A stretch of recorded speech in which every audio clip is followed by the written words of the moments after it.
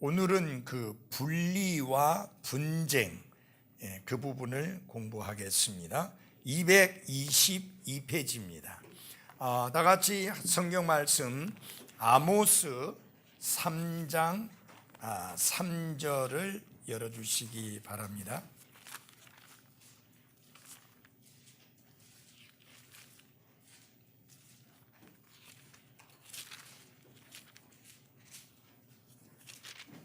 아모스는 요엘서 다음에 호세아, 요엘, 그 다음에 아모스입니다.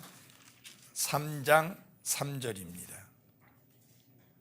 이게 그 큰 글씨 성경 페이지 수가 다르고, 그 다음에 한영 성경 페이지가 다르고, 또 스터디 바이블 또 페이지가 다르고, 그래서 몇 페이지입니다라고 얼른 불러주면 좋겠는데 그게 안 돼요.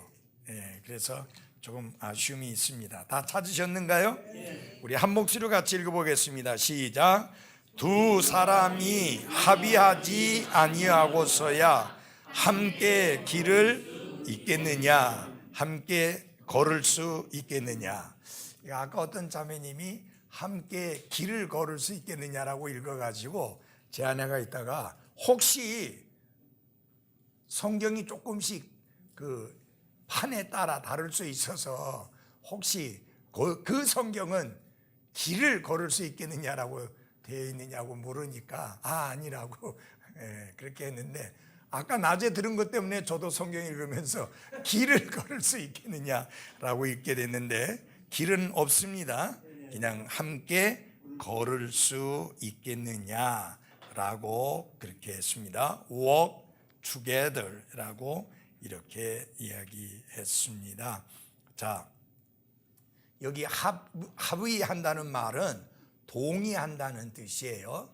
뜻을 같이 한다, 그런 말인데, 두 사람이 뜻이 같지 않으면 혹은 서로 동의하지 않으면 함께 걸을 수가 없습니다.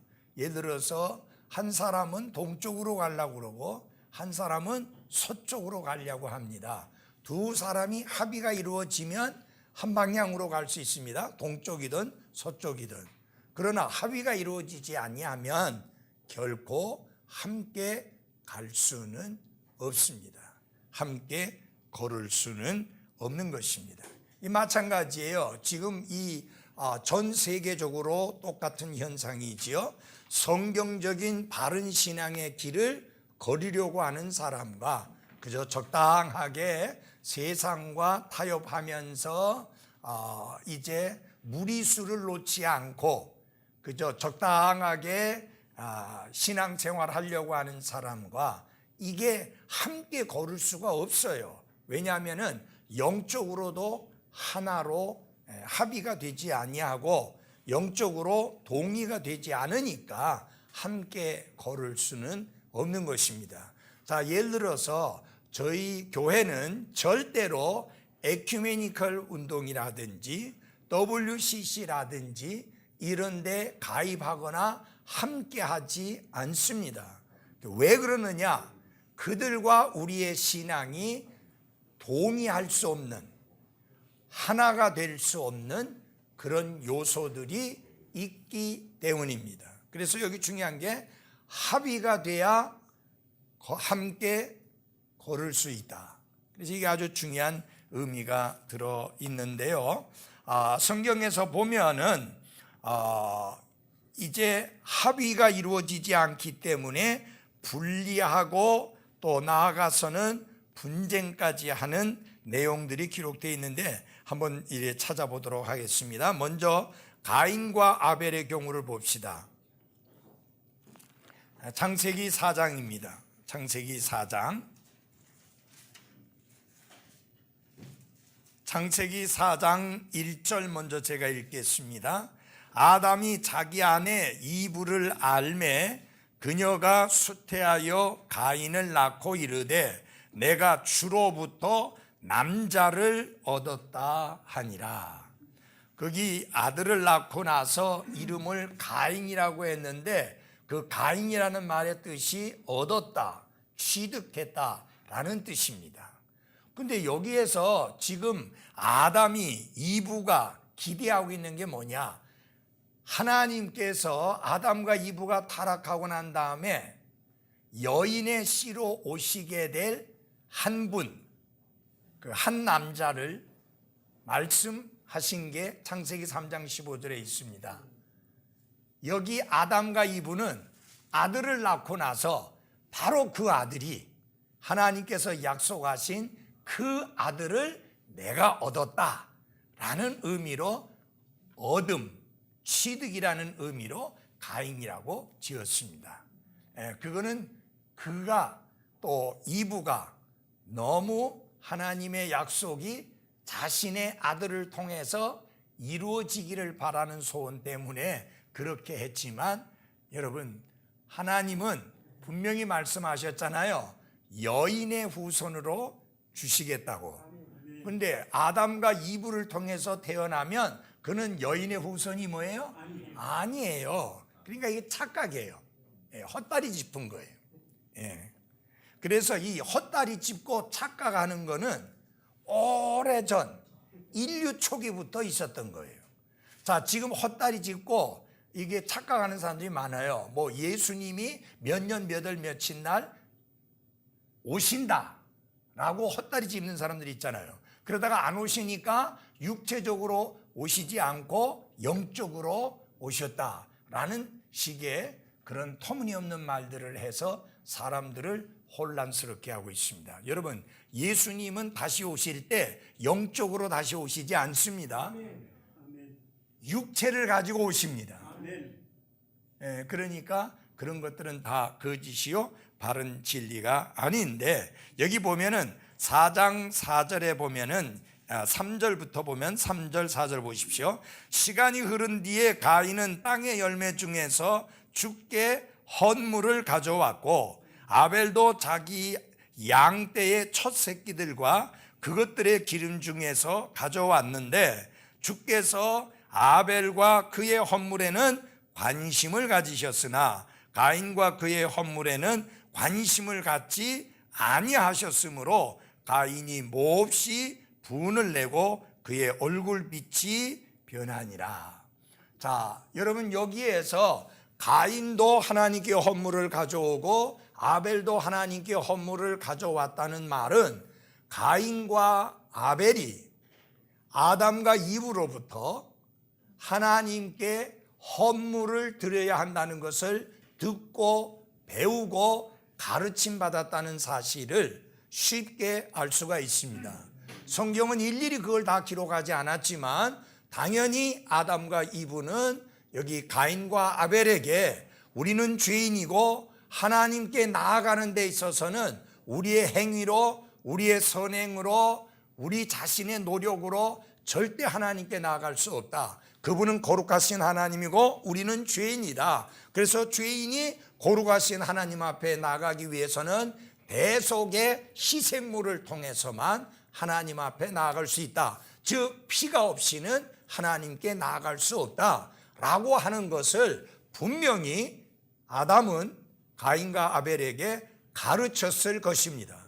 그것을 알 수 있는 게 왜 그러느냐 하면은 아벨은 양의 첫 새끼로 그 하나님 앞에 헌물을 드린 것을 보아서 알 수 있습니다. 자, 그럼 우리가 한번 생각을 해 봅시다. 가인이 드린 그 헌물은 인간의 눈에 보기에는 아름답고 좋아 보였고 보암직했습니다. 왜냐? 땅에 농사 지은 것 중에서 제일 좋은 것들만을 가지고 왔으니까 보기가 좋고 아름다울 수밖에 없습니다. 근데 문제는 하나님입니다. 하나님이 전혀 관심을 두지 뭐예요? 아니하셨다. 근데 아벨이 드린 헌물은 보기가 흉했습니다. 왜냐하면 그 양을 드릴 때 그냥 드리는 게 아니잖아요. 죽여서 피를 흘려서 기름과 함께 하나님 앞에 드리니까 그 모양새도 보암직하지 않습니다. 그러나 중요한 건 뭐냐? 피가 흘려졌다는 사실입니다. 대속의 죽음이 있었다는 것입니다. 그래서 하나님은 아벨이 드린 헌물에 관심을 가지셨습니다. 사랑하는 여러분, 여기 보면은 가인과 아벨은 결코 하나로 합의가 이루어질 수 없는 각각 다른 행동을 했습니다. 이게 바로 둘이라는 숫자가 의미하는 것 중에 하나가, 이건 하나가 될 수 없고 분리될 수밖에 없습니다. 그래서 우리가 생각해 볼 때 여러분 보십시오. 가인이 드린 그것은 무엇을 상징하겠습니까? 종교를 상징하죠. 종교는 사람들에게 매력적이에요. 그러나 아벨이 드린 것은 뭐예요? 복음이에요. 복음은 사람들에게 관심이 없고, 복음은 사람들이 듣기에 별로 좋게 안 보입니다. 왜? 죄인이라고 말하잖아요. 죄의 값으로 죽는다고 말하잖아요. 그리고 영원히 멸망당한다고 하잖아요. 그리고 죄들을 용서받고 구원받을 수 있는 길은 여러 개가 아니라 오직 하나라고 이야기하잖아요. 우리 죄들을 대신해서 죽으시고 묻히셨다가 다시 일어나신 그 예수님을 통해서만 구원받을 수 있다고 하잖아요.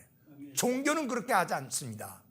아무거나 믿든지 아무 종교를 가지든지 여러분이 편한 대로 종교를 가져라. 불교든 유교든 마호메교든 기독교든 아무 상관이 없다.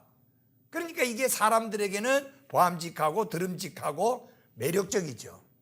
근데 지금 우리가 전하는 복음은 뭔지 아십니까? 독단적이에요. 그리고 독선적이에요. 진리는 여러분 독선적이고 독단적입니다. 만약에 진리가 이것도 좋고 저것도 좋고 이것도 옳고 저것도 옳다고 말한다면 그건 절대로 진리가 아닙니다. 그래서 예수님이 말씀하셨잖아요. 나는 길이요 했을 때 우리 말은 그게 살지가 않아요. 길이요 하니까 수많은 길 중에 하나인지 오직 하나밖에 없는 유일한 길인지 이게 우리 말은 잘 살지가 않아요. 소위 말하면은 관사가 우리는 그게 없잖아요. 예를 들어서 뭐 저는 학생입니다라고 하면은 우리는 그게 앞에 관사가 안 붙어요. 근데 영어에는 꼭 관사가 붙어요. 맞아요? 예. I'm a school student 해가지고 A가 붙는다고 말이에요. 관사가. 종관사 말고 부종관사가. 그 말이 묻는 건 뭐냐? 나는 유일한 학생이 아니고 수많은 학생들 중에 한 명이다. 그 이야기예요. 그런데 예수님이 내가 곧 길이요 했을 때는 수많은 길 중에 하나라고 하는 게 아니에요. I'm the way, the truth, the life. 그러니까 유일한 길이고 유일한 진리고 유일한 생명이다. 그게 그리스어 성경에도 명백하게 그렇게 되어 있습니다. 영어 성경은 이것을 명백하게 밝혔습니다. 그런데 우리말 성경은 그게 잘 안 살아요. 관사를 안 썼기 때문에. 그 말이 무슨 말인지 이해가 가요? 그러니까 종교는 이것도 좋고 저것도 좋고 라고 하지만 복음은 이것도 좋고 저것도 좋고가 아니고 이것도 옳고 저것도 옳고가 아니고 오직 하나 유일한 예수 그리스도의 은혜의 복음만이 유일한 길이라고 말씀을 합니다. 자, 여기 한번 보시기 바랍니다. 창세기 4장에 8절에 보면 가인이 자기 동생 아벨과 이야기를 하니라. 그 뒤에 그들이 들에 있을 때에 가인이 자기 동생 아벨을 치려고 일어나 그를 죽이니라. 자, 여러분 가인과 아벨이 이야기를 했습니다. 무슨 이야기 했겠어요? 왜 아벨아, 어떻게 하나님께서 네가 드린 헌물에 대해서는 관심을 가지시고 너에 대해서 관심을 보이셨는데 왜 내가 드린 헌물에 대해서는 관심도 가지지 아니하시고 나에 대하여 관심도 가지지 아니하시느냐? 형, 우리가 배웠잖아요. 아버지 어머니로부터 배웠잖아요. 하나님께 헌물을 드리려면 반드시 피가 있어야 된다고 배웠잖아요. 그러니까 형, 지금이라도 늦지 않았으니 하나님 앞에 피의 헌물을 드리세요 라고 이야기했을 거예요. 근데 여러분, 그 자리에서 쳐 죽이진 않았어요.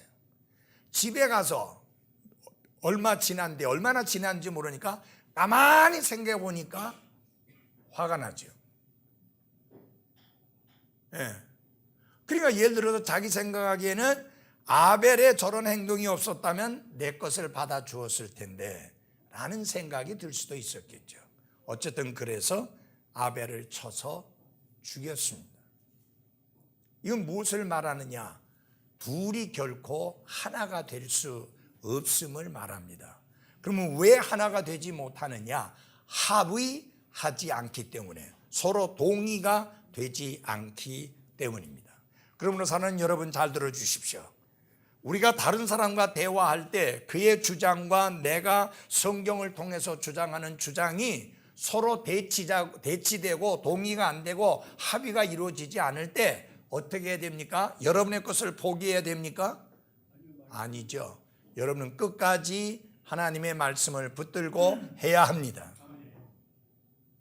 지금 많은 성경들이 있습니다. 우리나라에도 뭐 바른 성경, 뭐 그다음에 뭐 새 번역 성경, 뭐 개혁 성경, 개혁 개정 성경, 뭐 진짜 뭐 우리말 성경, 뭐 그다음에 새 표준역 성경, 뭐 수도 없이 많이 있습니다.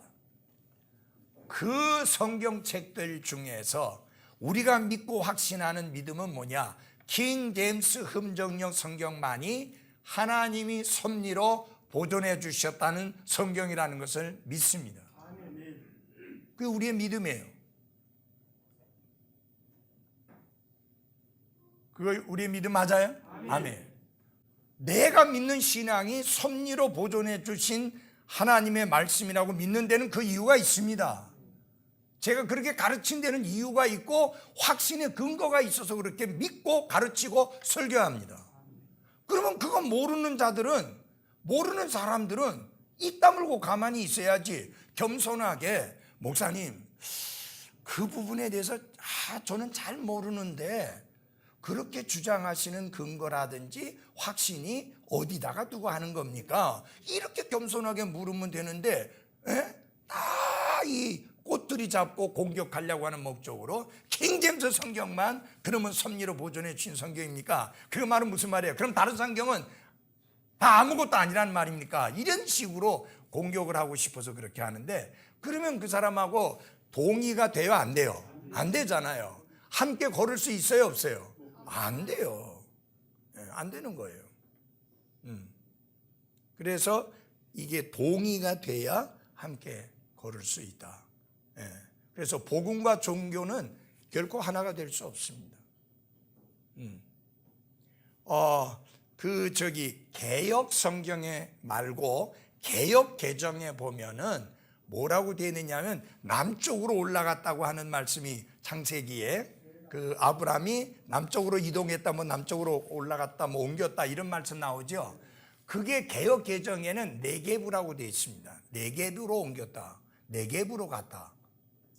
근데 이게 이상하게 개역 성경은 그렇게 안 돼 있는데 개역 개정에는 그렇게 해놨어요. 그래서 제가 볼 때는 개정이 아니라 개악이야. 그 네게브가 무슨 말이냐면요, 히브리어예요. 왜 갑자기 뚱딴지같이 히브리어를 거기다 집어넣었어요? 그리고 그 말의 의미는 남쪽이라는 뜻이고, 그리고 어떤 의미가 있느냐, 황량한 곳, 메마른 곳, 그런 뜻이 있어요. 그게 왜 그러냐면 지역적으로 보면요, 이 이스라엘 땅에서 저 남쪽으로 내려가면 뭐가 있느냐면은 사막이에요. 그 이집트로 가까이 갈수록 사막이 있는 거예요. 여러분들 아시죠? 거기 지리적으로. 그러니까 거기 그 지역을 가리켜 말할 때 네게브라고 이야기합니다. 그러니까 이게 뭐냐면은 왜 그렇게 힘들게 말해요? 그냥 남쪽이라면 되는데 남방이라고 하든지 다른 성경에 보니까 바른 성경이라고 했는데 보니까 거기는 남방으로 옮겼다, 뭐 남쪽 방향으로 옮겼다, 그 뜻이에요. 그래서 이렇게 성경에서 동의하지 않는 사람들하고는 함께 할 수가 없다라고 하는 이야기입니다. 그 다음에 아브라함과 롯의 경우를 한번 보시기 바랍니다. 이번 주일날 설교하게 될 내용인데요. 창세기 13장입니다.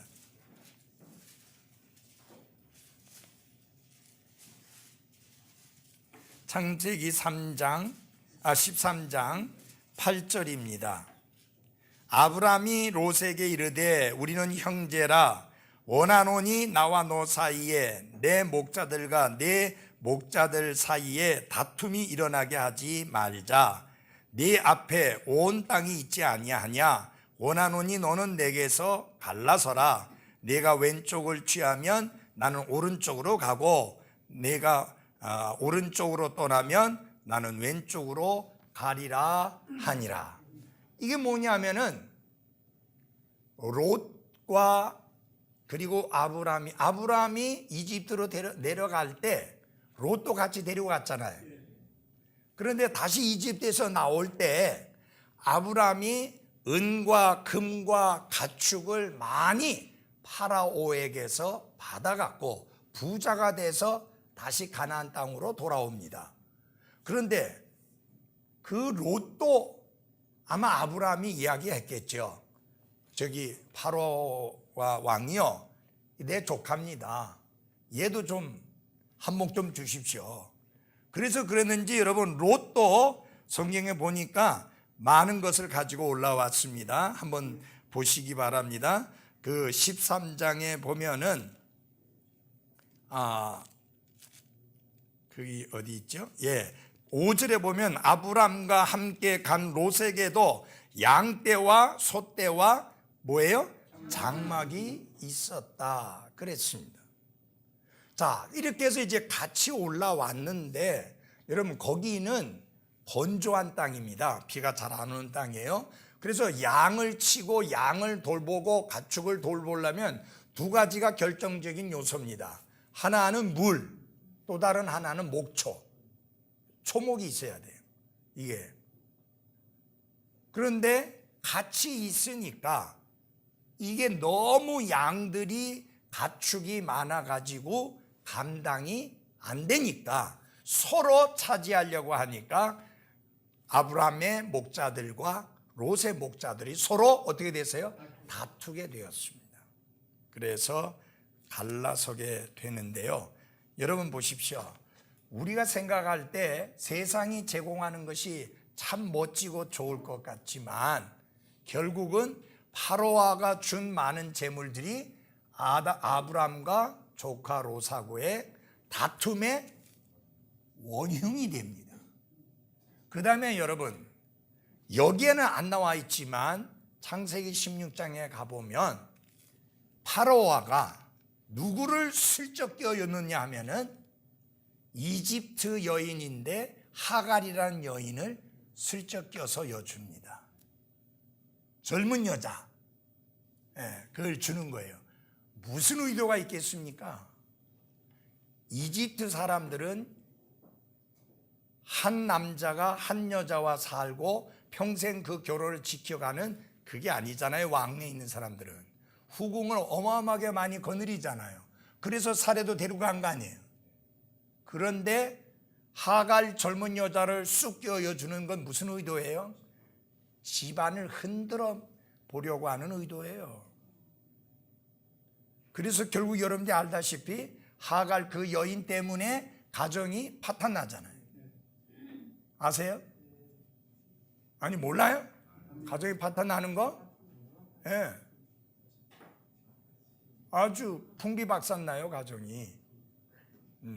그래서 여러분 사탄은 표 안 나게 여러분과 저의 삶에 은근슬쩍 어떤 것을 밀어넣어서 우리의 신앙생활을 파탄나게 하는 고약한 존재입니다.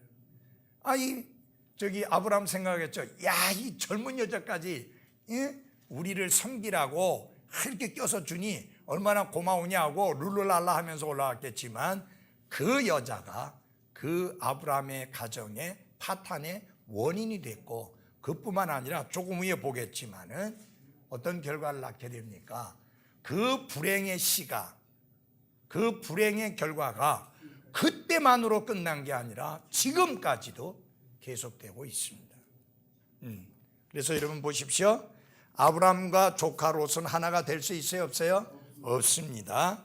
그 다음에 이스마엘과 이삭입니다.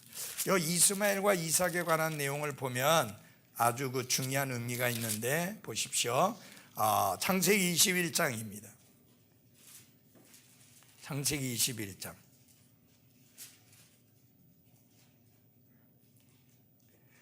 창세기 21장 9절입니다. 사라가 보니 이집트 사람 하갈의 아들 곧 그녀가 아브라함에게 낳아준 아들이 이삭을 뭐하니라? 희롱하더라 그랬습니다. 여러분, 도대체 사레가 무슨 생각을 가지고 하갈을 통해서 아이를 낳으라고 그렇게 남편에게 제안을 했는지 제정신이 아니에요. 여러분, 분명히 하나님의 약속이 있었습니다. 아브라함에게 아들을 주겠다고. 그러면 여러분 어떻게 해야 돼요? 기다려야 합니다. 하나님의 약속을 붙들고 기다려야 합니다. 1년이든 2년이든 10년이든 기다려야 됩니다. 하나님은 25년 후에 주셨습니다. 25년은 어떻게 보면 엄청 긴 시간 같지만 그 사이에 일어났던 여러 가지 사건들을 봤을 때 순식간에 지나간 세월입니다. 그것을 인내하고 기다리지 못하고 사레가 자기의 머리를 굴려가지고 하갈이라는 여인을 남편에게 건네줌으로 말미암아 우선 여기에서는 놀리는 정도로 끝나죠. 맞아요?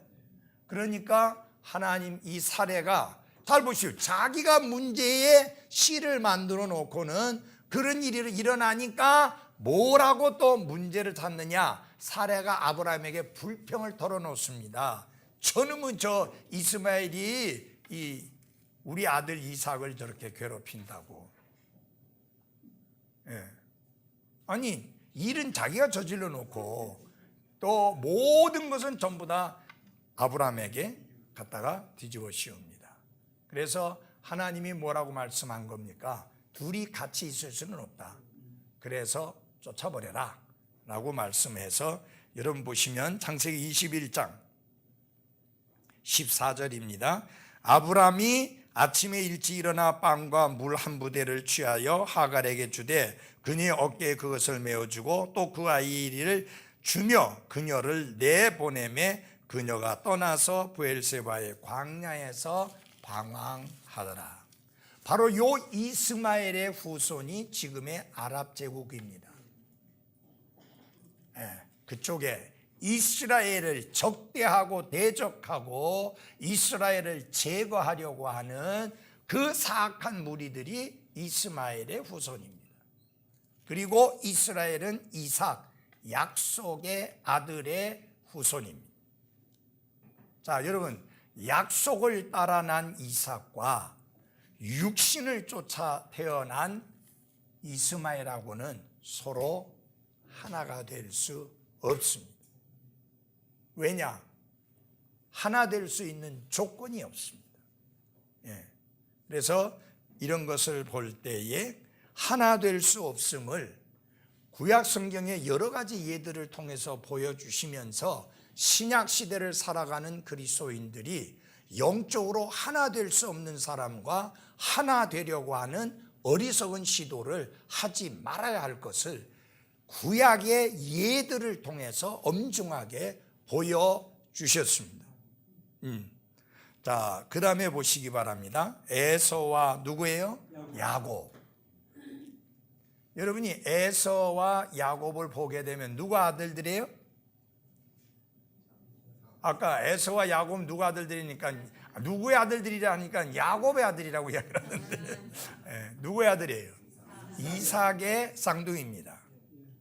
근데 얼마의 시간차를 두고 에서가 먼저 태어났는지 모르지만 좌우간 에서가 간발의 차이로 먼저 나왔어요.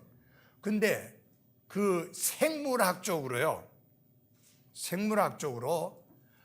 먼저 엄마의 뱃속에서 나온 아이가 형이 아니고요, 나중에 나온 아이가 형이네. 그 나중에 나온 아이가 먼저 생긴 아이래. 예. 그러니까 세상의 빛을 먼저 본 거는 먼저 태어난 아이인데, 먼저 생긴 거는 뒤에 나오는 그 아이가 실은 먼저 생긴 아이래. 항상 생물학적으로 그렇대요. 과학적으로 그렇대요. 나중에 용빈이가 한번 연구 좀 해봐요. 예. 어쨌든 간에 성경 보면 에서와 야곱은 하나가 될 수 없는 게, 에서는 특징이 뭐예요? 오늘날로 말하면 육신적인 그리스도인의 특징을 가지고 있습니다. 뭐가 중요한 거예요? 먹는 게 중요한 거예요. 이 입으로 들어가는 게 하나님의 약속, 그것보다 더 중요한 거예요. 여러분 잘 보십시오. 하나님의 말씀과 하나님의 약속을 하찮게 여기고 쉽게 내던질 수 있는 사람이 에서예요. 야곱은 하나님의 약속을 목숨보다 더 귀하게 여긴 사람이에요. 그러니까 이 둘이 하나가 될 수 없잖아요. 교회 안에서도 마찬가지고 결혼 생활 속에서도 마찬가지입니다. 정말 하나님의 말씀을 생명보다 더 귀하게 여기는 사람하고 어떤 육신적 이득을 위해서 헌신짝 내버리듯이 내던져버리는, 하나님의 말씀을 그렇게 내던져버리는 사람하고 하나가 될 수 없고, 서로 합의할 수 없고 서로 일치할 수가 없습니다. 이건 굉장히 중요한 문제입니다. 그래서 에서와 야곱 보면은 여러분이 중요하게 여기게 될 것이에요. 야곱이 하나님의 약속을 자기에게 이루어지도록 하기 위해서 수단과 방법과 이놈의 잔머리를 굴린 거는 분명히 잘못된 거지만, 그러나 그의 삶의 중요한 요소가 뭐냐? 하나님의 약속을 그 무엇보다도 소중하게 여겼다는 게 중요한 거예요. 에서는 하나님의 약속을 헌신짝 내던져 버리듯이 버렸어요. 지금 내가 배가 고파서 죽을 지경인데 그까진 장자권이 뭔 소용이 있느냐? 여러분, 한 끼 안 먹는다고 죽어요? 아니잖아요. 근데 여기서 보여주는 것은 에서와 야곱의 차이점이에요. 야곱은 영적인 사람이라면 에서는 철저하게 육신적인 사람이에요. 그래서 영적인 가치보다는 육신적인 가치를 훨씬 크게 놓는 사람이에요. 이게 어떻게 합의가 이루어지겠어요? 여기 어찌 동의가 이루어지겠어요? 그래서 여러분, 신앙생활 하시면서 정말 중요하게 여겨야 될 게 있습니다. 어떤 육신적인 이득을 얻을 수 있다는 사실 때문에 하나님의 말씀을 헌신짝 내던지듯이 던져버리는 그런 육신적인 그리스도인이 되어서는 안 됩니다. 영원한 것, 하나님께 속한 것, 하나님의 말씀, 하나님의 약속을 그 어떤 것보다 귀하게 여겨야 합니다. 물론 야곱이 잔머리 굴린 것 때문에 역시 반드시 값은 지불합니다. 잔머리를 자기보다 더 잘 굴리는 그 외삼촌 누구 때문에? 라반에게 호되게 당합니다. 예, 심는 대로 뭐 한 거예요? 거둔다는 이야기입니다.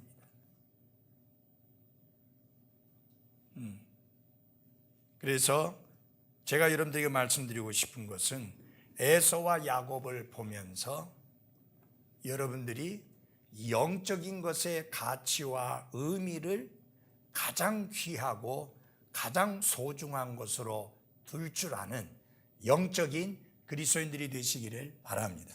그래서 이 영적인 그리스도인과 육신적인 그리스도인은 합의가 동의가 이루어지지 않습니다. 목회자들 간에도 마찬가지입니다. 하나님의 말씀에 있어서, 성경에 있어서 바른 성경이 중요하다, 이제 그 삭제되거나 첨가되거나 변개되지 않은 이 성경이 정말 중요하다라고 말하는 사람과 그런 목사하고 뭐라고 말하는지 알아요? 그러면 목사님은 무슨 성경 통해서 구원받았습니까? 구원 문제를 꼭 들고 나와. 지금 우리가 그 이야기하는 게 아니잖아요. 맞아요? 언제 개혁성경을 통해서는 구원받을 수 없다고 말했어요?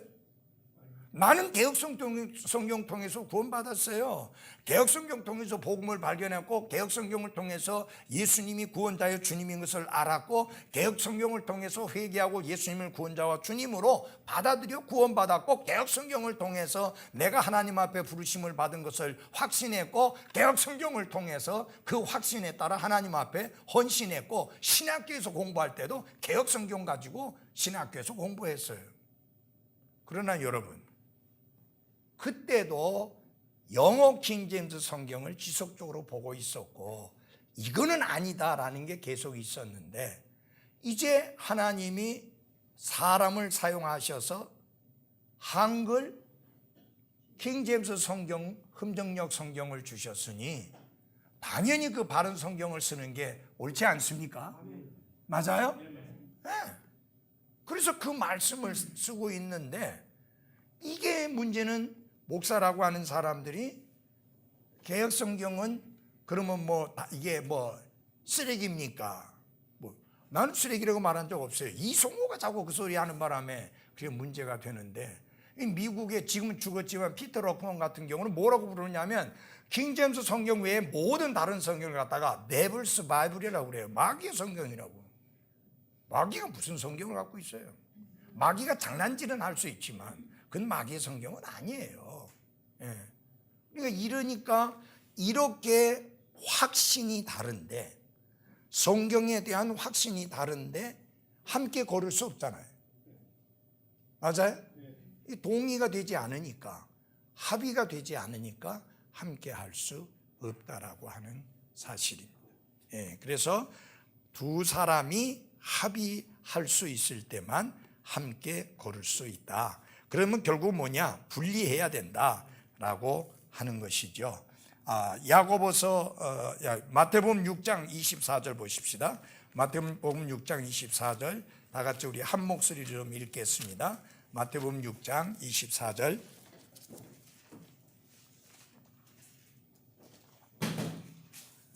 같이 읽겠습니다. 시작. 아무도 두 주인을 섬길 수 없나니 이는 그가 한 주인을 미워하고 다른 주인을 사랑하거나 혹은 한 주인을 붙들고 다른 주인을 업신여길 것이기 때문이라. 너희가 하나님과 만몬을 겸하여 섬길 수 없느니라. 여기서 개혁성경에 너희가 하나님과 재물을 함께 섬길 수 없다 이렇게 해서 재물이라고 했는데, 사실은 재물이 아니고요, 만몬이라는 것은 돈의 신, 그런 뜻이에요. 돈의 신. 예. 그러니까 재물의 신, 그걸 말하는 겁니다. 그러니까 이것도 돈이 아니고 신이에요. 그러니까 사시고 참되신 하나님과 재물의 신인 만몬을 함께 섬길 수는 없습니다. 맞아요? 여러분, 돈은 여러분과 저의 삶 속에 꼭 필요로 하는 것입니다. 성경도 그것을 인정합니다. 그래서 하나님은 우리의 모든 필요를 채워주시겠다고 약속하셨는데, 그 약속 속에는 돈도 들어있어요, 안 들어있어요? 들어있습니다. 건강도 들어있고. 근데 성경은 이렇게 말합니다. 돈을 사랑함이 모든 악의 뿌리가 된다. 그래서 돈은 사랑의 대상이 아니에요. 하나님은 사랑의 대상이에요. 돈은 여러분과 저의 삶에 필요한 것입니다. 여러분과 저의 삶에 필요하고, 하나님의 교회에도 돈이 필요합니다. 이거 아멘 안 하네. 하나님의 교회도 돈이 필요합니다. 여러분, 이 불 켜는데 돈 없이 어떻게 불 켜요? 이번 달에 전기요금이 90만 원 이상 나왔어요. 그 작년하고 비해 보니까 엄청 많이 썼어요. 왜 그런가 했더니 올해부터는요, 지난 겨울부터는 막 여기도 여기 요쪽에 그거 뭐야 위에 있잖아요, 히터 있잖아요, 그거 키지. 그 다음에 저 로비에도 키지. 전에는 안 켰었거든요. 예. 그래서 냅다 그걸 켜댔더니 잘 올라가더라고요. 예. 근데 여러분, 돈이 없으면 그거 어떻게 해결해요? 맞아요? 어떤 사람들이 교회 생활을 하면서 교회에서 베푸는 혜택은 정말 엄청나게 받고 싶어 하면서 드리는 일에는 전혀 참여를 안 해요. 그건 잘못된 거예요. 여러분 잘 들어주세요. 돈을 안 드리는 사람은 아무것도 안 드리는 것과 똑같아요. 왜 그러느냐? 아니, 돈의 수입이 없는 사람은 하나님은 없는 것 받지 않고 있는 것 받으시니까. 근데 문제는 수입도 있고 하나님이 돈도 주시는데 안 드리는 사람은 아무것도 안 드리는 것 같다. 왜? 여러분, 돈이 있으려면, 돈을 벌려면 여러분이 뭘 드려야 돼요? 여러분의 모든 것을 드려야 돈을 벌 수 있어요. 맞아요? 여러분의 모든 것이 드려져야 돈을 벌 수 있어요. 자, 예를 들어서 나는 모든 거 안 바쳐요. 시간만 해요. 어떻게 시간만 해요? 몸이 안 따라가는데 어떻게 시간 드릴 수 있어요? 맞아요? 여러분의 기술, 여러분의 능력, 여러분의 재능, 여러분의 실력, 여러분의 시간, 여러분의 몸, 모든 것을 쏟아 부어야 얻을 수 있는 게, 벌 수 있는 게 돈입니다. 그러면 그 돈을 드린다는 것은 모든 것을 드린다는 것과도 일치할 수 있는 이야기예요.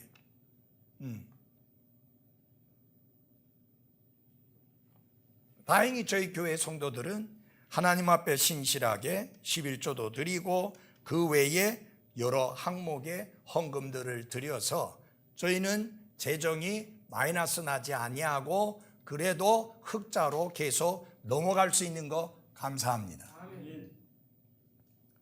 서울에 있는 어떤 목사님과 통화를 하는 중에 그 목사님이 그런 이야기를 해요. 목사님, 저희 교회 성도들이 전에는 11조도 잘 드리고 헌금도 잘 드리더니 요새 잘 안 드려요. 그래가지고 거기에 부목사는 월급을 주는데 담임 목사는 지금 못 가져간다는 거예요. 없어서. 그래서 목사님 어떻게 해야 됩니까? 어떻게 해야 돼요? 가르쳐야지. 맞아요? 예. 여러분, 우리는 죽을 때에 아무것도 못 가져가요.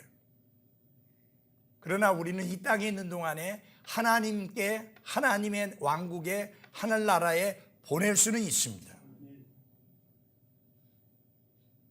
우리가 중요하게 여겨야 되는 것은 뭐냐면은 하나님은 절대로 없는 것을 받는 분이 아니에요. 없는 사람에게 요구하시지 않아요. 그러나 하나님이 주셔서 물질을 가진 사람이, 가지게 된 사람이 하나님 앞에 드리기를 소홀히 하고 불순종하는 것은 크게 잘못된 거예요. 바르게 드려야죠. 올바르게 드려야 되죠. 예. 그래서 미국 교회들은 그 부분을 굉장히 엄중하게 합니다. 회원의 자격 했을 때 제대로 드리지 않는 사람은 회원의 자격을 상실해요. 그러니까 하나님의 교회는 뭐가 필요하다고요? 큰 소리로? 돈이 필요해요. 그 돈이 어디서 나오느냐? 성도들이 신실하게 드리는 11조와 헌금을 통해서 채워지도록 되어 있습니다. 어떤 독지가가 돈을 들고 와서 교회 돈 필요하죠? 이거 쓰세요 하고 내놓음으로 되는 게 아니에요. 여러분들이 하나님이 주신 건강으로, 하나님이 주신 생명으로, 하나님이 주신 직장에서, 하나님이 주신 사업장에서 신실하게 일함으로 하나님이 수입을 주시고 그 수입의 10분의 1을 하나님 앞에 드리고 그 이상으로 드림으로 모든 것이 하나님께로부터 왔음을 인정하고 시인하는 믿음을 드러내 보이는 것입니다. 분명히 아셔야 될 것은 내 것을 하나님께 드리는 게 아니에요. 하나님의 것을 하나님께 뭐예요? 되돌려 드리는 것 뿐입니다. 늘 그런 사실을 잊지 말아야 합니다. 지금 제 개인적인 간증을 해서 그렇긴 합니다만은 제가 교회에서 받는 사례금이 250만 원이에요. 월. 거기에서 하나님께 드리는 것이 월 67만 원이에요. 그러면은 몇 프로 되겠어요?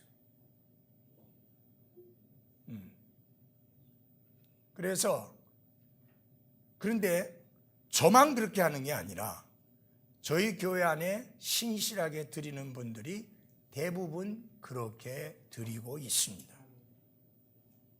그러니까 저희 교회가 많게 모이지 않는 숫자 속에서 사역자가 3명이나 있는데 그 3명의 사역자를 교회가 돌아보면서도 모든 일들을 다 진행해 나갈 수가 있는 겁니다. 돈은 필요한 것입니다. 그러나 사랑의 대상은 아닙니다. 아멘? 사랑하면 안 돼요. 모든 악의 뿌리가 됩니다. 우리가 그 구정이나 추석이 끝나고 나면요, 아이들이 헌금이 대단해요.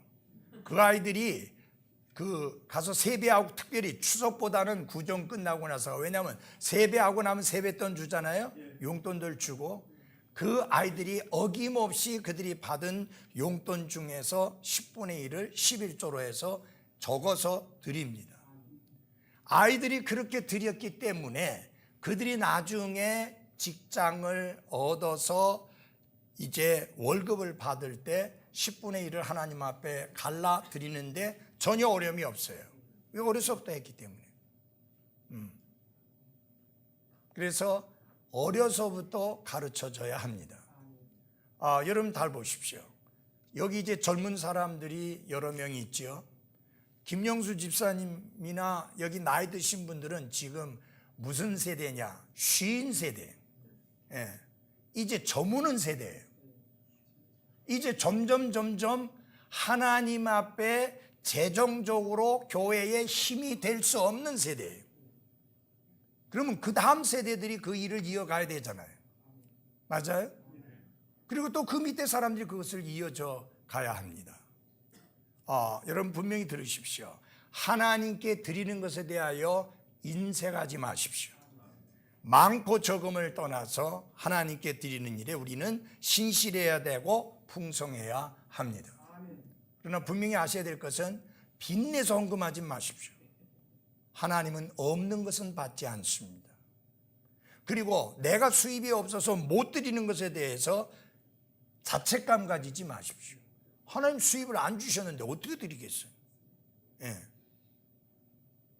그러나 하나님이 주셨으면 하나님의 것을 하나님께 되돌려 드리는 것에는 신실하십시오.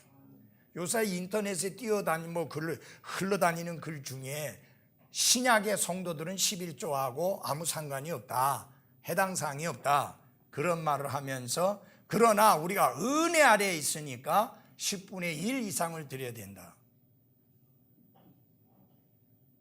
아니, 여러분들은 이미 10분의 1 이상을 드리고 있어요. 10분의 1만 달랑 드리는 사람 없어요. 그 이상 하고 있어요. 그러니까 구태여 그런 소리 이야기할 필요가 없어요. 지금은 시간이 그 시간 아니니까 왜 신약의 성도들이 신실하게 11조와 헌금을 드리는 일에 신실해야 되는지에 대해서는 나중에 기회 있으면 말씀을 드리겠지만 성경적입니다. 미국의 독립침례 교회 중에서 11조는 율법에 아래 있었던 이스라엘과만 상관이 있는 것이지 우리들하고는 아무 상관없다라고 가르치는 목사 한 명도 없어요. 어디서 주워 들어가지고 그런 희한한 것들을 가르쳐가지고 많은 사람들을 혼란스럽게 만들고 그렇게 하는지 모르겠어요. 전혀 그거 아닙니다. 우리와 신앙을 같이 하고 있고 똑같은 믿음과 확신을 가지고 있는 미국의 독립침례 교회들은 전부 다 강하게 11조와 헌금을 가르치고 있고 설교하고 있고 순종하고 있고 실천하고 있습니다. 참고로 말씀을 드린 겁니다. 아무도 두 주인을 뭐 할 수 없어요? 섬길 수 없습니다. 어떤 경우에든지 돈, 내 신, 만몬을 섬기지 마십시오. 그 삶은 비참해집니다. 왜냐하면 일만하게 모든 악의 뿌리가 돈을 사랑함에 있기 때문입니다. 그 다음에 우리 야고보서 4장 4절 열어주십시오. 야고보서 4장 4절.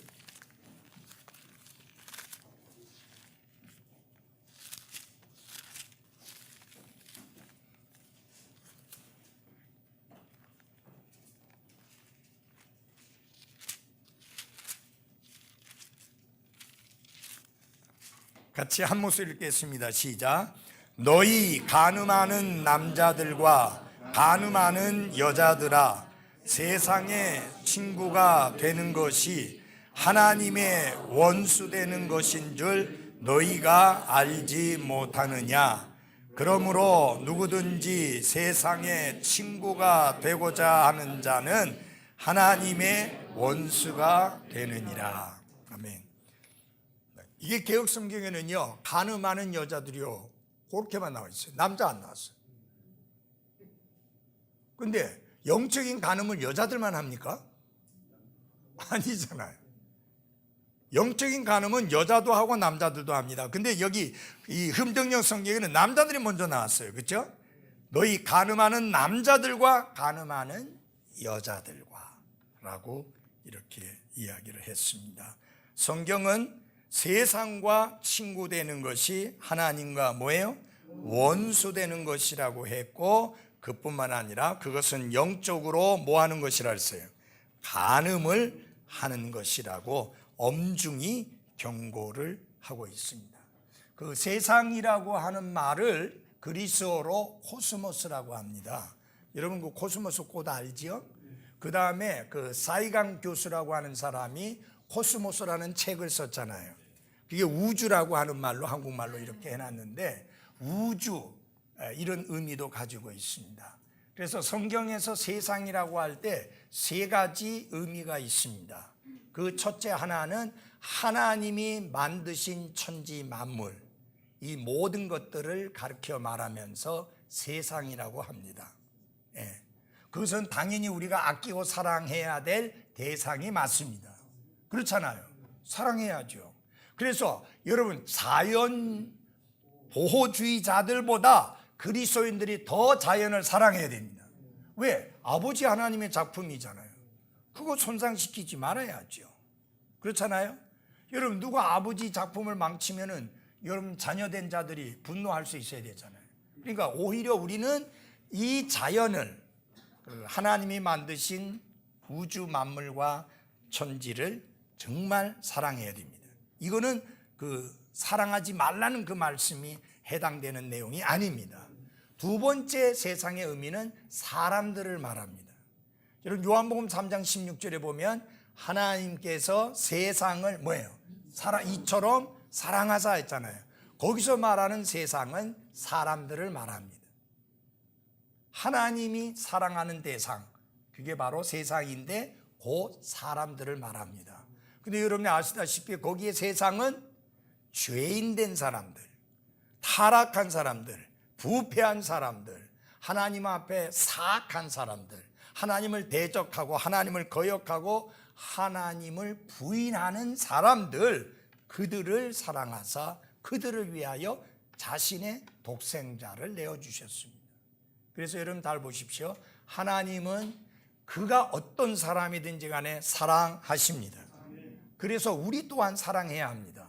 그래서 그 여기서 말하는 이 세상의 의미의 세상은 우리가 당연히 사랑해야 됩니다. 맞아요? 네, 사랑해야 돼요. 그 다음에 성경은 세상을 사랑하지 말라 그렇게 말씀을 했는데 요한일서 2장 15절을 다 찾으십시오.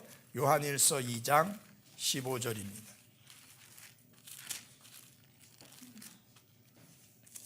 요한일서 2장 15절.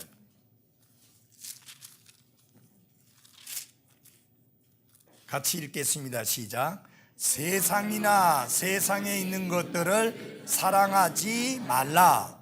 어떤 사람이 세상을 사랑하면 아버지의 사랑이 그 속에 있지 아니하니. 어떤 세상은 절대로 우리가 사랑해서는 안 될 대상이에요. 그리고 세상과 동화되지 말라 또라고 이렇게 말씀을 했습니다. 이 세상은 같은 의미예요, 둘 다. 그러면 그 세상은 뭐냐? 하나님을 대적하는 철학, 생각, 그런 지식, 그런 문화, 그런 제도, 이런 모든 것, 가르침, 이런 모든 것들을 세상이라고 합니다. 하나님께 적대시하는, 하나님을 대적하는 모든 다른 것들을 가르쳐서 뭐라고 말하느냐? 세상이라고 말합니다. 그래서 여러분, 사도 바울이 로마서 12장에 뭐라고 그랬어요? 너희는 이 세상에 뭐 되지 말라? 동화되지 말라. 이 로마에 있는 성도들에게 그 편지를 썼는데, 당시에 무슨 말이 있었느냐 하면은 로마에서 살면은 로마 사람처럼 행하라. 그러니까 로마 사람처럼 생각하고 로마 사람처럼 행동하고 로마 사람처럼 생활해라. 그런 말이 있었습니다. 자, 그러면 이 말은 무슨 말이냐? 로마 사람처럼 우상 숭배자가 되라는 말입니다. 로마 사람처럼 방탕한 삶을 사는 사람이 되라는 말입니다. 로마 사람처럼 부도덕하고 무질서한 삶을 살라고 하는 뜻입니다.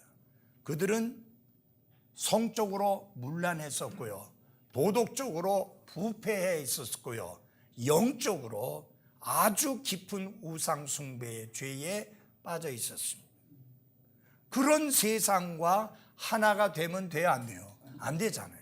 그래서 그 의미로 세상을 사랑하지 말라. 여러분 잘 보십시오. 세상에 있어서 가장 아주 교묘하게 그리스도인들에게 파고들어서 그리스도인들의 생각을 바꾸고 가치관을 바꾸고 그리고 태도를 바꾸게 하고 우선순위를 바뀌게 하는 게 뭐냐? 문화예요, 문화. 여러분, 소나기는 쏟아지면 사람들 다 피하죠. 아니, 소나기가 쏟아질 때는 안 맞으려고 다 피하죠. 근데 부슬부슬 내리는 비는 그렇게 구태여 애써 피하려고 안 합니다. 별로 신경 안 써요. 여러분, 사탄은 이 문화라는 것을 통해서 서서히 그리스도인들의 생각을 바꾸고 가치관을 바꾸고 그들의 신앙의 확신을 흔들어 놓고 변제시키는 거예요.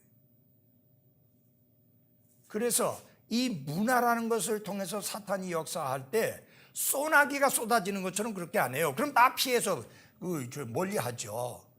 근데 부슬비 내리는 것처럼 그렇게 안 젖는 것 같은데 자꾸 맞다 보면 젖어들어 버리는 거죠. 그게 바로 문화입니다. 여러분 보십시오. 연예인들이 나와가지고 무슨 소리를 합니까? 결혼하기 전에 육체적인 관계를 가졌고 아이를 낳았고 그것을 부끄러움 없이 이야기하죠. 당당하게 이야기하죠. 연예인들이.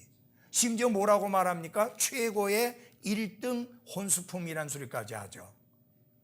여러분, 그게 연예인들이 나와서 그걸 부끄러움 없이 이야기하니까 듣는 사람들이 저런 죽일놈, 저런 못된 놈 하는 게 아니라 그냥 부담 없이 그런 문화를 어떻게 했나요? 받아들이는 거예요. 아, 그게 잘못된 게 아니구나. 괜찮은구나. 괜찮은 거구나. 라고 받아들이게 됩니다. 여러분, TV를 통해서 여자들이 술을 퍼마시고 주태를 보이는데 그게 연예인들이 하니까 예쁘게 생겨먹은 놈은 이놈의 여자애들이 하니까 그게 죄로 보이지 않고 매력적으로 보이는 거예요. 여러분 보십시오. 옛날에 언제 여자들 술선전에다가 동원했습니까? 전부 남자들이 했었어요. 요새는 여자들이 하거든요. 전부 여자가. 그러니까 어떤 생각을 합니까? 저래 예쁘고 잘생긴 여자애도 저래 술을 마시고 그러는 거 보니까 술 마시는 거 별거 아니구나. 그렇게 자연스럽게 스며들어가는 겁니다. 예. 그래서 이 시대에 제일 무서운 이 사탄이 사용하는 도구 중에 하나가 소위 말하는 매스컴입니다. TV, 라디오, 영화, 이 미디어 산업, 이 미디어를 통해서 사람들에게 파고 들어가는 거예요. 굉장히 아주 무시무시한 거죠. 그래서 가치관을 바꿔놓고 그리스도인이 가지고 있는 확신을 흔들어 놓고, 그래서 죄를 죄로 여기지 않고, 분명히 성경이 엄중하게 경고하고 있는 죄임에도 불구하고 그게 마치 별 문제가 없는 것처럼 받아들이게 하는, 그게 다 뭐냐? 세상입니다. 세상을 사랑하지 마라. 그래서 미국의 독립침례 교회들은 집에서 다 테레비를 다 갖다 내던지라고 그렇게 강력하게 설교하고, 많이 또 TV가 없는 집들이 참 많습니다. 왜냐하면 그걸 통해서 자꾸만 눈으로 이 잘못된 문화가 들어오고 그로 인하여 생겨지는 끔찍한 결과들이 많이 있기 때문에 이제 그렇게 합니다. 그래서 어떤 오래전에는 목사님이 냅다 설교하면서 저건 마귀상자라고 했는데, 그래서 다 갖다 버렸어요. 그랬는데 목사의 설교가 지금 TV에 나오는 거예요.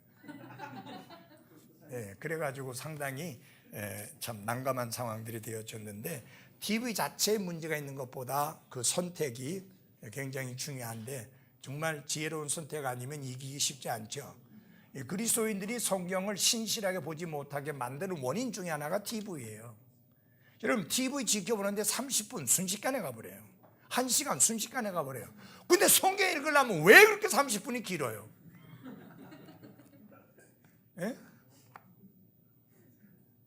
제 말 동의하시죠? 그렇기 때문에 여러분들이 정말 세상이라고 할 때에 그 세상의 의미를 잘 받아들여야 됩니다. 이제 여러 가지로 뭐 철학도 있고요, 사상도 있고요, 제도도 있고요, 많이 있습니다.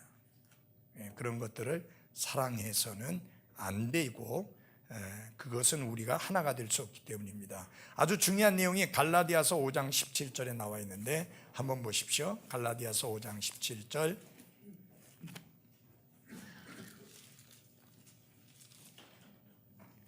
같이 읽겠습니다. 시작. 육신은 성령을 대적하여 욕심을 부리고 성령은 육신을 대적하나니 이 둘이 서로 반대가 되므로 너희가 원하는 것들을 너희가 능히 하지 못하느니라. 육신과 성령은 서로 뭐가 돼요? 반대가 됩니다. 여기서 말하는 육신은 이 몸뚱아리를 말하는 거 아니에요. 아시겠어요? 육신은 성경에서 몸을 말할 때가 있지만은 많은 경우에 인간의 타락된 본성, 그것을 말씀하고 있습니다. 여기에서도 마찬가지예요. 만약에 이 육신이 예를 들어서 몸을 말한다고 하면 덩치 큰 사람들은 더 문제가 많고 죄가 많은 사람이고, 몸이 작은 사람은 더 죄가 적고 문제가 덜 있는 사람이 되어버리잖아요. 그러면 돼요, 안 돼요? 안 됩니다. 그래서 여러분 잘 보십시오. 인간의 본성과 성령이 원하는 것은 항상 반대가 되고 대치가 됩니다. 그러니까 그래서 성경은 뭐라고 말한 거예요? 5장 16절에 이렇게 말했습니다. 같이 읽겠습니다. 시작. 그런즉 내가 이것을 말하노니 곧 성령 안에서 걸으라. 그리하면 너희가 육신의 욕심을 이루지 아니하리라. 아멘. 그 육신의 욕심도 이 몸의 욕심이 아니고 타락된 인간의 본성의 욕심을 말합니다. 여러분 잘 보십시오. 우리 안에 이 욕심이 꽉 차 있어요. 구원받고 난 다음에도 이게 그대로 있어요. 그렇기 때문에 순간순간 우리의 선택이 중요한데 성령 안에서 걷는 선택을 해야 합니다. 여러분 성령님 주셨잖아요. 그렇지만 성령님을 주셨기 때문에 자동적으로 성령님 안에서 걷는 게 아니라 성령님 안에서 걸으라고 하는 명령을 주신 것은 우리가 선택하라는 말이에요. 그래서 그리스도인의 삶에 있어서 선택이 굉장히 중요합니다. 예. 여러분, 아브라함이 이집트에 내려가려고, 예? 이집트로 내려갈 때 아브라함이 선택한 거예요. 하나님의 엄중한 명령은 내려가지 말라는 건데 그는 그것을 선택했습니다.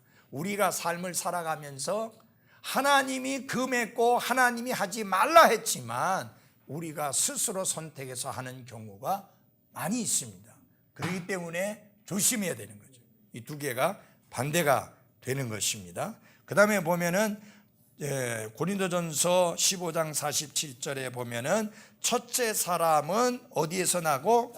땅에서 나서 땅에 속하거니와 둘째 사람 누구예요? 예수님은 하늘로부터 나신 주시니라 라고 이렇게 말씀했습니다. 그 다음에 그 중요한 내용이 요한일서 4장 6절이기 때문에 같이 그거 읽겠습니다. 요한일서 4장 6절.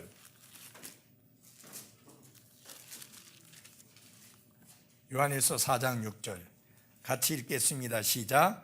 우리는 하나님께 속하였은즉 하나님을 아는 자는 우리의 말을 듣고 하나님께 속하지 아니하는 자는 우리의 말을 듣지 아니하나니 이로써 우리가 진리의 영과 오류의 영을 아느니라. 아멘. 여기 보면은 세상에는 반대되는 두 뭐가 있어요? 영들이 있다. 진리의 영과 오류의 영이 있습니다. 기독교 세계에 항상 이것이 존재합니다. 세상에만 그런 게 아니라 기독교 세계 속에서도 항상 진리의 영과 오류의 영이 존재하고 있습니다. 여러분, 영이 같아야 돼요. 왜 성경은 구원받은 그리스도인이 믿지 않는 자와 멍에를 같이 하지 말라고, 동일한 멍에를 매지 말라고 했느냐? 영이 다르기 때문입니다. 그래서 여러분 잘 들어주세요. 제 취미가 같지 않다. 당연하지요. 사람이 60억이 넘는 사람들이 이 지구상에 살지만 똑같은 사람 하나도 없어요. 짐은 똑같은 사람 하나도 없잖아요. 그것처럼 성격 똑같고 취향 똑같은 사람 하나도 없어요. 결혼에 있어서 뭐 취향이 다르다, 취미가 다르다, 그거 하나도 문제 안 돼요. 그럼 아무 문제 삼을 필요도 없어요. 뭘 좋아하고 뭘 안 좋아하고 그게 똑같아야 된다, 그럴 필요 없어요. 그건 아무 중요하지 않아요. 제일 중요한 건 뭐냐? 영이 같아야 돼요. 진리의 영을 모신 사람이어야 되고 진리의 영을 따라 살려고 하는 사람이어야 합니다. 여러분, 믿지 않는 남편과 사는 사람들의 가장 큰 아픔과 고통이 뭔지 아세요? 인간적으로는 너무너무 사랑하고 아끼고 위해주는 좋은 부부예요. 근데 한 번씩 문제가 생기는 게 뭐냐? 영이 다르니까 이게 충돌이 일어나고 하나가 안 되고 불편하고 마음이 아프고 답답한 거예요. 자, 보십시오. 진리의 영을 모신 그리스도인은 주일날 되면 어디 가자 하겠어요? 여보, 교회 갑시다. 그러면 오류의 영을 가진 사람, 사탄의 영을 모시고 있는 사람은 절대로 교회 가겠다고, 아 그래 갑시다 하고 안 나선다 그 말이에요. 아무리 아내를 사랑하고 아내를 좋아해도 안 나선다 그 말이에요. 예? 영이 같지 않으니까. 심지어 교회를 다니는데도 영이 같지 않은 사람들이 있거든요. 그러면 이게 안 맞는 거예요.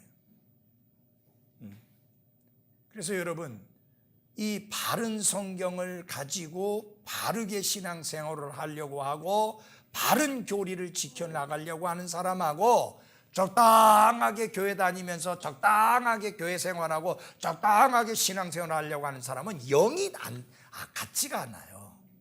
그러니까 충돌이 일어난다 그 말이에요. 그래서 결혼 생활에서 아주 중요한 건 영이 같아야 된다. 한 곳을 바라보고 있어야지 하나가 될 수 있죠. 바라보는 방향이 같아야 돼요. 하나님을 기쁘게 해드리고 말씀대로 살고. 이게 내 삶에 가장 중요한 게 말씀이다. 그래서 말씀이 뭐라고 가르치고 있느냐, 말씀이 뭐라고 명령하고 있느냐, 이렇게 중요하게 여기는 영을 가진 사람하고 그건 뭐 그렇게 짜도록 그렇게 너무 그렇게 너무 따지고 뭐 하지 말고, 이런 사람하고 영이 안 다르니까 이게 힘이 드는 거예요, 여러분. 예. 목사들끼리 만나도 그렇잖아요. 영이 같지 않으니까 안 돼. 킹제임스 성경이 하나님의 섭리로 보존해 주신 성경이라고 믿고 그렇게 가르치고 그렇게 설교하는 목사하고 그렇지 않은 목사하고 설교하면 이야기하면은요, 뭐 개혁 성경을 통해서도 구원받았고 지금도 구원받고 있는데 뭐 꼭 그렇게 킹제임스 성경을 써야만 되느냐 하면 대화가 돼, 안 돼요? 계속하면 논쟁밖에 안 나. 예. 나는 절대 포기 안 할 거고 그 사람도 포기 안 할 거 아니에요. 그러면 뭐밖에 안 돼요? 논쟁밖에 안 돼요. 그거는 어리석은 시간이, 무익한 시간이. 그리고 영이 다르니까 어떻게 해야 돼요? 당신의 길을 가라, 난 내 길을 가겠다. 그래서 여러분, 영이 같지 않으면 같은 길을 갈 수 없습니다. 아멘. 지금 여기 한번 보십시오. 여러분, 우리 교회에서 처음부터 구원받고 믿음 생활하는 사람들이야 뭐 그냥 상관이 없지만, 다른 교회에서 온 사람들 중에는 우리 교회가 킹제임스 성경을 쓰고 있고 킹제임스 성경을 통해서 가르치고 있고 킹제임스 통해서 설교하고 있기 때문에 찾아온 거예요. 그 말은 무슨 말이냐면은 영이 같다는 이야기예요. 예. 하나님이 섭리로 보존해 주신 성경 가지고 신앙생활 하겠다고 하는 그 영이 같다는 거예요. 그렇지 않으면 그게 안 맞아. 예? 아멘? 뭐 내가 너무 잘생겨가지고 그래서 온 거 아니잖아. 예? 내 얼굴 보고 온 거 아니잖아. 아니, 내 얼굴 보고 온 거 아니잖아요. 부목사님 뭐 보고 온 것도 아니고 전도사 보고 온 것도 아니고,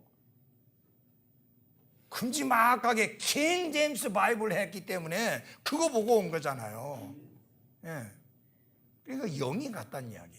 그래서 이 영이 반대되는 두 영들이 있으니까 같은 영이어야만 됩니다. 그 다음에 마지막 마무리 짓겠습니다. 능력입니다. 두 사람이 한 사람보다 어때요? 낫다. 이거 굉장히 중요해요. 전도서 4장 9절 10절. 전도서 4장 9절 10절입니다.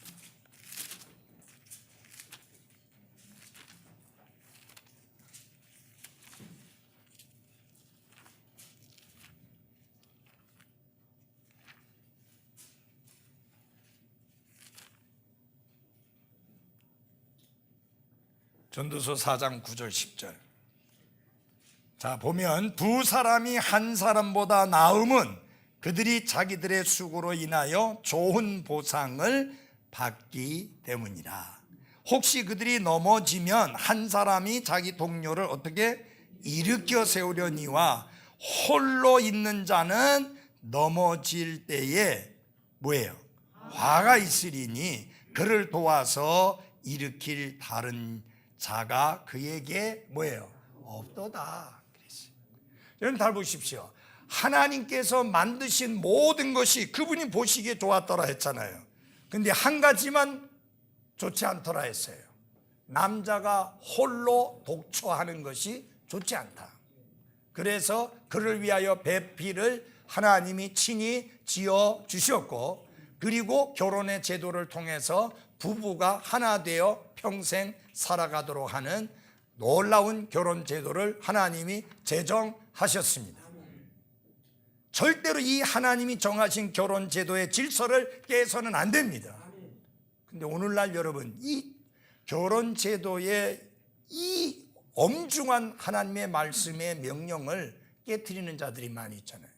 지금 젊은 사람들 중에 이런 생각을 많이 가지고 있습니다. 살아보다가 맞으면 계속 살고 아니면 끝내고. 거기다가 지금은 우리나라의 남자 여자애들 중에서 결혼을 안 하고 혼자 살겠다고 하는 사람들이 너무 많이 늘어나고 있어요. 이건 뭐냐면 하나님의 질서에 역행하는 짓이고 하나님의 질서를 대적하는 사악한 행위입니다.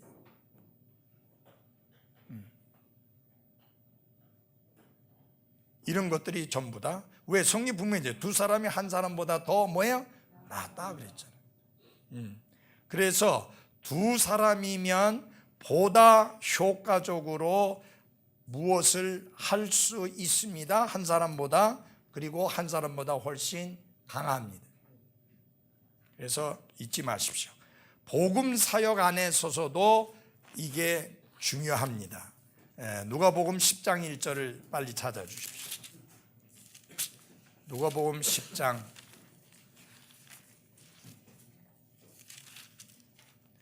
'이 일들 뒤에 또 주께서 다른 70명도 세우사 친히 가시고자 하는 각 도시의 장소로' 그 다음에 큰 소리로 같이 시작.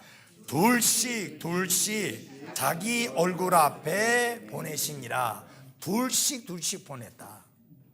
혼자 가면 낙심하고 낙담해서 사역을 하려고 하다가, 전도하려고 하다가 실망하고 좌절하고 주저앉을 수 있는데, 둘이 가면 하나가 비틀거리면 하나가 세워줄 수 있고, 하나가 주저앉으면 다른 사람이 일으켜 세워줄 수 있습니다.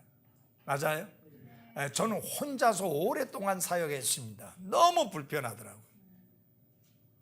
아니, 미국에서 또 다른 곳에서 말씀 전하러 오라고 하는데, 그때마다 이 말씀 전하는 사람이 우리 교회에 있어야 되는데 없으니까 이 목사님에게 부탁하고 저 목사님에게 부탁하고, 그래서 한 목사님을 선택해서 그분이 오셔서 말씀 전하도록 한 달 동안 비워놓으니까 어떤 분이 막 미국에다가 전화를 해가지고 다른 성도들 먹인다고 우리 성도들은 굶겨 죽일 거냐고 그렇게 막 항의를 하고 이러는, 참 그래서 너무 힘들었어요.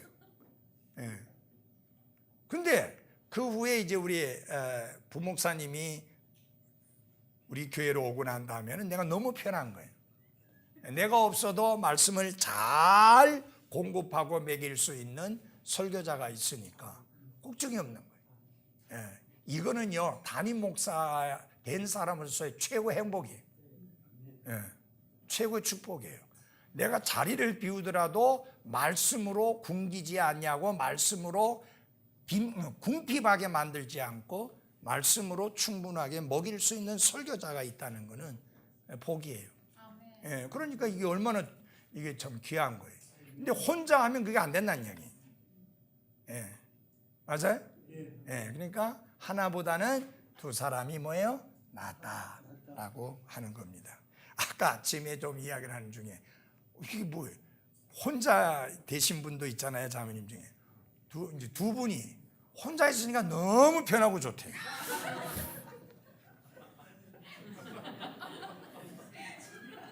그래서 제가 그랬어요. 결혼 생활이 원만하지 않았던 분들이 그런 소리 합니다. 결혼 생활이 원만하고 행복했던 사람은 절대 그렇게 이야기 안 해요. 뭐가 혼자가 좋아요? 절대 그렇지 않습니다. 나는 성경을 믿어요. 사람들의 생각 말고. 성경 분명히 말했어요. 두 사람이 하나보다 더 뭐예요? 낫다. 분명히 말씀을 했습니다.